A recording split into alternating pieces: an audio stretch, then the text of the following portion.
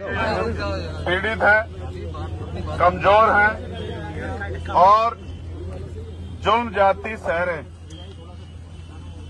हमारे लोगों की हत्याएं की जा रही हैं, सरेआम ऐलान करके हमारे लोगों की हत्याएं की जा रही। हत्या करने के बाद लंबे समय तक न्याय तो बहुत दूर की बात है, न्याय पे चर्चा भी नहीं हो रही। मैं इसके लिए अपराधियों से ज्यादा हमारी चुप्पी को ज्यादा जरूरी मानता हूं, इसका कारण मानता हूं। जितना हम लोग चुप रहेंगे और अन्याय को सहते रहेंगे, उतना ही अन्याय हमारी तरफ बढ़ता रहेगा। आज हमने जो मांग पत्र दिया है, उसमें जो आर्थिक मदद की मांग थी और नौकरी की मांग थी, वो प्रशासन के लोगों ने ऊपर शासन के लोगों को भेजने का और उसपे प्रभावी काम करने का आश्वासन दिया। साथ साथ इनके बच्चों की पढ़ाई और इनकी मृतक की पत्नी की पेंशन और जो कंपनसेशन का पैसा अब तक नहीं पहुंचा था, उस पैसे को भी पहुंचाने का उन्होंने हमें ऑन रिकॉर्ड उसका डाटा दिखाया कि हमने इस काम को कर दिया। वो इनकी पत्नी की पेंशन के लिए भी हमसे, क्योंकि हमारा अधिकार है, तो वो इसके लिए सहमत है कि उनको पेंशन बनेगी और उनके बच्चों की, जब तक वो पढ़ाई करेंगे, उनके बच्चों की पढ़ाई होगी। जो आरोपी था, एक आरोपी जिसने सरेंडर किया था, उसके साथ 2 लोग और हैं, ये बात भी जानकारी में आई। उनमें से एक को गिरफ्तार कर लिया गया और एक अभी फरार है। उन्होंने हमें आश्वासन दिया है कि हम उस दोषी को भी जल्दी गिरफ्तार करेंगे और उनके अलावा भी कोई व्यक्ति शामिल होगा तो उसको भी गिरफ्तार करेंगे। ये बात अच्छी बात है कि आज आपने बड़े पैमाने पे अपना आक्रोश जाहिर किया है और अपने संख्या बल से शासन प्रशासन को ये सोचने के लिए मजबूर किया है कि अगर इस तरह से कानून व्यवस्था अप्रभावी रही, कानून व्यवस्था में को संभालने में, कानून को लागू कराने वाले लोग और कानून को पालन कराने वाले लोग अगर असफल रहे तो जन आक्रोश बढ़ेगा।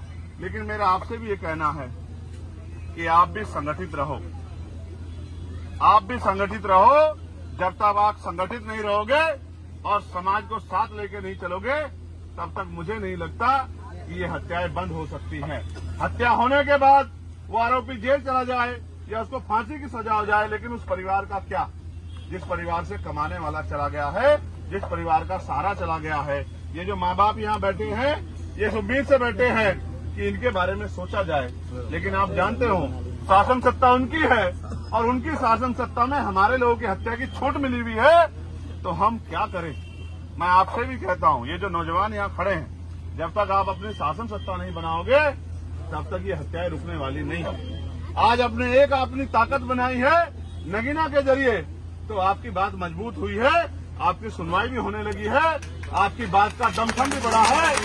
लेकिन ताली मत बजाओ, सुन लो, ये ताली बजाने का, नारा लगाने का समय नहीं है, क्योंकि हमने अपना भाई खोया। एक नहीं, कई भाई के एक और बहन बैठी है जिसके 3 बच्चे हैं, वो भी उम्मीद लगा के बैठी है कि भाई चंद्रशेखर आएंगे, मुझे न्याय दिलाएंगे। माननीय मंत्री जी और तमाम लोग, हमारे जिला संगठन के लोग, हमारे मंडल के लोग लगातार इस लड़ाई को लड़ रहे हैं। प्रदेश के लोग भी लगातार हमें सहयोग कर रहे हैं। लेकिन आप ये सोचो, क्या हम इनको पूर्णतः बंद नहीं करा सकते कि हत्या हो ही नहीं, किसी बहन बेटी का अपमान हो ही नहीं, किसी गरीब को बेइज्जत किया ही नहीं जाए? क्या तार की बाड़ लगाकर लोगों की हत्याएं जो की जा रही है ये बंद हो जाए? अगर हम ऐसा करना चाहते हैं तो मैं अलीगढ़ के लोगों को भी इशारे के तौर पर कह रहा हूं, अगर वास्तविकता मुझसे प्यार करते हो, वास्तविकता में चाहते हो कि मेरी कलम में इतनी ताकत आए कि मैं उस एसएचओ को नहीं, उस एसएसपी को भी सस्पेंड करने की हिम्मत रखूं जो हमारे लोगों का काम नहीं कर रहा है, जो हमारे लोगों की मदद नहीं कर रहा है, जिसके संरक्षण में हमारे लोगों की हत्या हो रही है, तो फिर राजनीतिक ताकत देने में मदद कराओ।